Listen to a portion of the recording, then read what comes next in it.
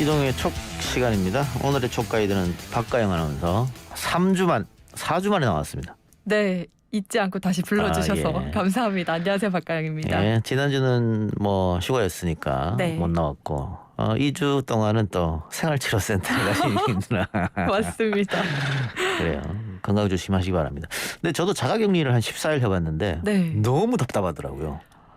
전 나중에 창문에서 예. 뛰어내릴 뻔했습니다. 너무 답답해서. 답답해서 아무것도 할 수 없고 네. 그래도 뭐 독서라든가 그동안 못했던 영화 감상이라든가 이런 걸 할 수 있잖아요. 저도 그럴 줄 알고 책을 챙겨갔는데 네. 단 한 장도 펴보지 않고 나왔습니다. 눈에 안 들어오던가요? 예.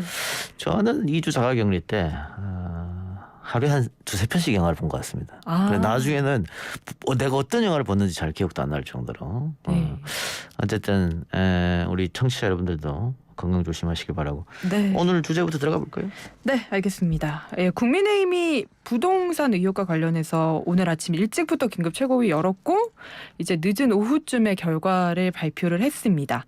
1명 제명 그리고 5명 탈당 권유, 나머지 6명에 대해서는 징계를 하지 않겠다라고 결론을 내렸는데 어떻게 보셨습니까? 뭐 내로남불 논란에 휘말릴 수밖에 없어요. 그러니까 민주당이 이런 결과가 나왔을 때 국민의힘에서 엄청난 비판을 했었거든요. 네. 국회의원 신분을 어떻게 이룰 수 있냐.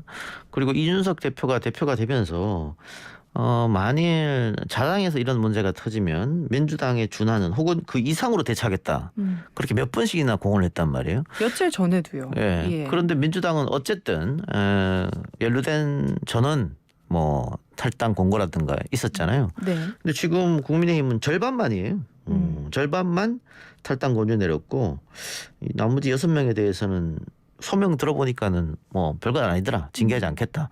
근데 민주당은 사실은 소명조차 들어주지 않았단 말이에요. 네. 일단 경찰에 갔다 와라. 뭐 이런 거였는데 차이가 좀 나죠. 이런 거 봤을 때는 이 대표의 호언이 공언으로 그쳤다. 뭐 허언으로 그쳤다. 이렇게 밖에 볼 수 없고. 그런데 어제 제가 이 시간에 민주당처럼 강하게 못할 것이다라고 얘기했었는데 네. 그게 뭐 그대로 들어맞았다는 거죠. 네. 지금 국민의힘이 당대표와 대권 주자들 간에 내용이 있었잖아요. 이준석 대표의 사과로 일단락 되는 듯 보였습니다만 그게 아직 잠복해 있다고요. 폭발력이라는 게. 잠복해 있는 상태에서 자당 의원 12명을 탈당 권유 혹은 제명한다? 불가능한 일입니다. 그래서 아마 이런 결과가 나왔지 싶습니다. 그러니까 또 다른 내용으로 번질 가능성이 있기 때문에. 예. 그 이준석 대표 리더십이 그래서 시험대에 올랐다는 얘기가 계속 많았잖아요. 예. 이번 결론이 좀 어떤 식으로 영향을 미칠 거라고 보시나요? 근데 뭐 12명 중에 6명 탈당 권유, 6명 징계하지 않기로. 이것도 이준석 대표 뭐 독단으로 결정 내린 게 아니라 최고위요. 최고위원 회의에서 결정 내린 거기 때문에 네. 여기에 대해서 국민의힘 자체로 뭐 큰 반발은 없을 것 같습니다. 근데 만일 이 대표가 본인의 리더십을 확실히 보여준다고 했다면 본인이 공언했던 대로 했어야겠죠. 좀 당은 시끄러워도. 네. 그렇게 해야 리더십을 좀 무너진 리더십을 세울 수 있었을 텐데 이번에 그게 좀 안 됐기 때문에 다시 그 다른 의원들이나 또 당원들이 이 대표한테 기대했던 점 뭐 그런 점들에 좀 실망하지 않았을까 그런 생각이 들어요. 네. 그리고 어제 사실 명단이 공개되지 않았다고 해도 조금씩 스멀스멀 다 나왔죠. 그래서 특히 대선 주자인 윤희숙 의원 같은 경우에 대선 출마를 예고를 했다 보니까 많이 주목을 받았는데 일단은 이제 오늘은 징계를 하지 않는 쪽으로 윤희숙 의원 결론이 났고 내용을 들어보면은 이제 일단은 본인이 아닌 가족이 위법 의혹을 받는 거고 또 소명을 들어보니까 충분하다라고 판단을 내렸습니다. 예. 근데 윤희숙 의원이 언제 떴지요? 저는 임차인입니다. 그것 때문에 떴잖아요. 예. 그런데 지금 어떻게 이게 이 부동산 문제로 이렇게 됐느냐? 그럼 윤희숙 의원한테 기대했던 뭐 이미지라는 게 있는데 그게 다 무너진 거잖아요. 그러니까 네. 본인이 뭐 언론 보도를 보면은 뭐 대권 후보도 내려놓겠다 이런 얘기도 있었지 않습니까? 네, 맞아요. 그래서 지금 심각하게 본인의 이미지에는 좀 타격을 입지 않았을까. 게다가 윤희숙 의원이 뭐 이재명 지사의 공격수 좀 비춰지면서 하나하나 계속해서 공격했단 말이죠. 네. 그건 일단 기본적으로 내가 떳떳해야 공격할 수 있는 거잖아요. 그런 점에 봤을 때는 뭐 큰 상처는 아니라더라도 조금의 상처는 좀 남았겠다 싶습니다. 또 하나 하나 궁금한 게 이번에 이제 명단에 오른 인물들 중에 윤석열 캠프 관계자들이 많은 상황이거든요. 그래서 이번에 제명되거나 탈당 권유 받은 사람 중에 3명이 또 윤 캠프 쪽 의원들이어서 이건 어떤 식으로 영향을 미칠까도 궁금한데요.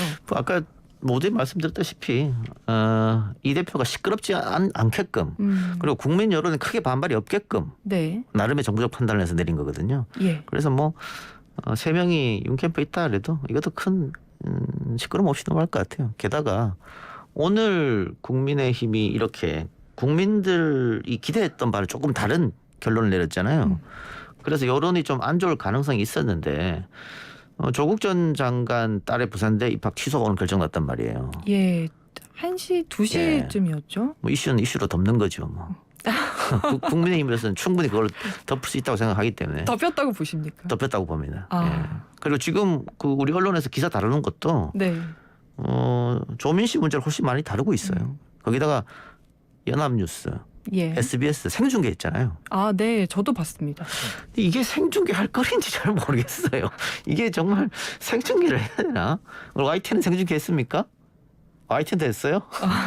이해가 좀 안 돼요. 이게 과연 생중계할 거리가 되는가? 하여튼 뭐 그 정도로 하기 때문에 충분히 국민의힘이 원하는 대로 이슈는 충분히 덮어졌다. 그래서 오래 가지 않는다 이 이슈는 그렇게 보여집니다. 그런 맥락에서 이제 어제 건의계 발표 때 열린민주당 김일겸 의원이 포함이 됐잖아요. 예. 야당에서 좀 안심했다라는 얘기도 있더라고요. 김우겸 의원은 충분히 자신이 다 의혹을 털었다고 생각했을 거예요. 그런데 또 나와서 당황했을 것이고 뭐 국민의힘 입장에서는 본인들만 나온 것보다는 어쨌든 범여권으로 분류된 열린민주당에서 그것도 청와대에 있었던 김우겸 의원 또 요즘에 언론중재법 관련해서 가장 앞장서서 이야기하고 있잖아요. 네. 그래서 공격 포인트가 아주 좋죠. 그러니까 우리도 뭐 12명 나왔습니다만은 당신들 한 명이 더 오염됐다. 이렇게 충분히 공격할 수 있어요. 그리고 국민들도 뭐 그런 정서가 좀 있기 때문에 그래서 국민의힘으로서는 열린민주당 김우겸 의원이 같이 됐다는 것은 국민의힘으로서는 다행이다. 이렇게 보여집니다. 근데 내용이 새로운 게 없다고 건의기도 그렇죠. 좀 인정을 했고. 새로운 건 없었어요. 네. 이런 부분도 좀 얘기를 해봐야 될 것 같고요. 내일 국민의힘이 토론회 대신 비전 발표회를 진행을 하기로 했습니다. 7분씩 비전을 각자 밝힌다. 토론을 해서 서로 공격을 하는 것도 아니고 과연 흥행이 될까 좀 걱정이 되는데요. 흥행 안 됩니다. 보고 싶으세요? 안 궁금하긴 한 것 같아요. 네. 토론이었으면 궁금하죠. 네. 그 윤석열, 최재형 한 번도 토론을 해본 적이 없던 사람들이 그 정치 9단, 7단, 8단이라고 불리는 사람들하고 어떻게 토론을 벌일까 궁금하잖아요. 네. 누구나 한 번씩 볼 거예요. 그런데 비전 발표는 일방적 자기 주장이지 않습니까? 거기다가 준비된 이야기를 하잖아요. 토론이라는 것은 뭐 준비를 하고 갑니다만 우회성이라는 게 있는데 네. 이거는 지금 전혀 우회성이 없어요. 그리고 시간도 7분으로 제한돼 있고. 그러니까 솔직히 말해서 그냥 하나만 한 얘기할 거 아니에요. 네. 국민의 삶을 바꾸겠습니다. 정당을 개혁하겠습니다. 뭐 뻔한 소리 아니에요. 예. 일자리를 늘리겠습니다. 뭐 그렇게 하는데 어떻게 흥행이 됩니까? 그래서 이거는 글쎄요. 저는 안 하느니만 못하는 그런 정책 발표가 되지 않나 그런 생각 듭니다. 여기에 더해서 비전 발표회가 1시간 앞당겨졌는데 이유가 조금 전에 이 작가도 이야기한 언론중재법 이제 본회의 처리가 2시에 예정이 돼 있거든요. 그래서 최재형 전 감사원장 같은 경우에는 언론중재법 개정안 저지에 좀 힘을 모으기 위해서 비전 발표에 미루자 이런 식으로 얘기를 했는데 국민의힘은 별다른 반응이 없더라고요. 뭐 언론중재법을 저지를 위해서 저지할 힘이 없잖아요. 국민의힘이 현실적으로. 예, 그건 사실이긴 합니다. 예, 그렇기 때문에 이거는 그냥 뭐 여론전 한번 해보자는 거잖아요. 최 전 감사원장이요. 그렇죠. 네. 그래서 다른 뭐 의원들도 크게 호응 없었기 끝났다 이런 생각이 드는데 최재형 감사원장 입장으로서는 본인이 국민의힘에 입당하고 지지율이 초반에 많이 올랐잖아요. 네. 그거 탄력받아서 더 올렸어야 되는데 올리지 못하고 오히려 떨어졌단 말이에요. 홍준표 의원이 오히려 올라갔고. 예. 그래서 반전의 계기를 어떻게 삼을까 고민 중이었을 거예요. 근데 아까 말씀드린 대로 이 비전 발표회를 통해서 아무리 좋은 비전을 발표하더라도 그거 보고 나서 와 최재형 대단한 사람이네 하고 지지율이 오르지 않을 거 아닙니까? 네. 그러다 보니까 어쨌든 언론에 한번 나와서 인지도 올리고 이런 게 좀 도움이 되지 않아 싶어서 이렇게 얘기한 것 같은데 뭐 크게 이런 것 때문에 지지율 올라가진 않으니까 본인도 또 캠프도 좀 답답할 겁니다. 네, 말씀하신 대로 최정 감사원장 좀 빠지고 그리고 윤 전 총장도 계속 답보 상태잖아요. 이 와중에 홍준표 의원이 치고 나오고 있습니다. 윤석열 총장의 지지율은 사실은 조금 빠져야 정상이에요. 지금 본인이 계속해서 말실수를 하고 있고 그리고 가장 중요한 시간에 자명이랄까요? 그런 걸 했었지 않습니까? 그래서 예. 빠져야 되는데 빠지지 않고 있어요. 그 빠지지 않고 있는 이유는 어쨌든 정권을 교체해야겠다는 국민들, 그 국민들의 열망이 윤석열한테 모여져 있는 거거든요. 그러니까 잘 안 빠지는 겁니다. 예. 예. 근데 홍준표 의원이 오른 거는 윤석열한테 기대를 했던 사람들이 그래도 구간이 명간이 아니냐 뭐 이런 것들 그러면서 다른 후보들의 표가 지금 홍준표한테 모이는 거거든요. 네. 근데 앞으로 홍 의원은 윤 전 총장을 좀 세게 때릴 거예요. 예, 세게 때리고 실제로 토론회가 들어갔을 때는 윤 전 총장이 홍 의원을 제압하기가 쉽지 않거든요. 예. 그랬을 때 지지율이 어떻게 출렁일 것인가 그걸 좀 보면은 정치 재밌는 묘미이기도 하겠죠. 윤 전 총장이 토론회에서 홍 의원을 어떻게 대할지 뭐 대비 같은 건 사실상 어렵겠죠. 근데 이게 뭐 각종 캠프에서 뭐 토론하게 되면 시나리오를 미리 짜고 그 전에 사전에 한번 모의 토론도 해보고 그렇습니다. 네. 다들 그렇게 하는데 실전에 가면 또 잘 안 되죠. 그게 아무리 준비를 한다 하더라고. 또 윤 캠프의 특성이랄까요? 이게 아래쪽에서 위쪽으로 원활하게 의견이 잘 전달이 안 되는 것 같아요. 그러니까 예를 들면 최근에 MZ 세대를 겨냥해서 뭐 민지야 부탁해 뭐 그런 거 있잖아요. 네. 저거를 MZ 세대한테 정말로 호응된다고 생각하고 내보냈나? 예. 그런 생각이 들잖아요. 네. 그 MZ 세대한테 박수를 받으려고 그런 걸 만들었는데 누가 봐도 꼰대인 아저씨가 반말하면서 그런 걸 만들었을 때 이렇게 하면 안 됩니다라고 원활한 소통이 커뮤니케이션이 이루어졌다면 저는 그렇게 안 나왔을 거라고 보거든요. 그 작품이. 근데 그렇게 나왔지 않습니까? 그거는 일방적인 어떤 위에서 아래로 의견 전달이 되는 게 아닌가 그런 생각이 있어서 만일 토론회 때 사전에 이렇게 좀 준비를 해서 이야기를 합시다. 그게 잘 안 될 것 같아요. 왜냐하면 예를 들면 이런 거 보십시오. 윤 전 총장한테 계속 지적됐던 고개 왔다 갔다 하는 거예요. 도리도리요. 아직도 못 고치고 있잖아요. 예. 분명히 얘기했을 거라고 캠프에서. 이게 습관이 참 무서워서. DJ 같은 경우에는 그 호남 사투리도 고치려고 예, 가회 선생도 두고 했어요. 뭐 이미지 변신을 위해서 누구나 다 그렇게 하는 거 아닙니까? 안철수 대표도 눈썹 모양도 바꾸고 목소리도 바꾸려고 했고. 목소리도 바꾸려고 지금도 예. 그렇게 바꾸는 상태로 나온 거 아니에요? 예, 맞아요. 뭐 이재명 지사도 마찬가지예요. 이미지 트레이닝 해요. 그렇게 하는데 필요한 거죠. 대권에 나가려면 그런 것들이. 근데 그게 지금 잘 안 되는 것 같아. 그러면은 커뮤니케이션이 캠프 안에서 잘 이루어지지 않지 않겠느냐. 그래서 이 토론 준비도 쉽게 되지는 않을 것 같다. 근데 홍 의원 같은 경우에는 지금까지 토론을 수백 번, 수천 번 한 사람이기 때문에 별 준비 없이 나갈 거라고요. 예. 그런 거 있어서 좀 홍 의원이랑 윤 전 총장이 토론할 때 쉽지 않을 것 같아 보입니다. 윤 전 총장 입장으로서. 네, 그리고 홍 의원은 또 예상치 못한 발언들이 많아서 더더욱 그렇지 않을까 싶고요. 저희 중간에 언론중재법 개정안 이야기가 나와서 좀 더 이야기를 해보고 싶은데 이게 국민의힘에서도 여론전을 상당히 하고 있고 관련해서 민주당 후보들도 의견들을 많이 내고 있고요. 해서 이게 만약 개정안이 통과된다면 어떤 식으로 대선판의 변수가 될까 이 부분도 궁금해집니다. 노무현 전 정권 때 그 기자실 뭐 대못 박는다 뭐 이런 얘기 했잖아요. 예. 그때 모든 언론이 들고 일어나서 노무현 전 대통령 때렸죠. 근데 그때 그렇게 할 수 있었던 이유는 국민들이 기자들한테 힘을 실어줬기 때문에 가능한 거였어요. 그래서 여론전에서 기자들이 압승한 거였거든요. 네. 근데 지금은 여론조사 보면 기자들을 손을 국민들이 들어주지 않고 있어요. 그러니까 언론의 문제점은 분명히 있다라고 국민들도 느끼고 있는 거거든요. 그렇게 봤을 때는 뭐 아무리 입법 독재다 야권이 뭐 그렇게 주장하고 또 언론 단체에서 1인 시위를 하고 한다고 하더라도 이게 대선에 크게 영향을 미친다? 저는 없다고 봅니다. 그리고 뭐 게다가 이게 내일 당장 통과돼서 내일 모레부터 법이 발의되는 게 아니잖아요. 예. 내년 4월 달이지 않습니까? 선거 끝나고. 뭐 그런 것들을 아마 민주당에서 홍보를 또 하겠죠. 그렇게 되다 보면 국민의힘에서 주장하던 정권 말기에 언론의 재갈을 물리기 위해서 혹은 정권 재창출하기 위해서 이런 법을 통과시킨다. 그 시기적으로 안 맞는 말이잖아요. 네. 그래서 크게 저는 반응이 여론이 움직이지 않을 것 같아 보여요.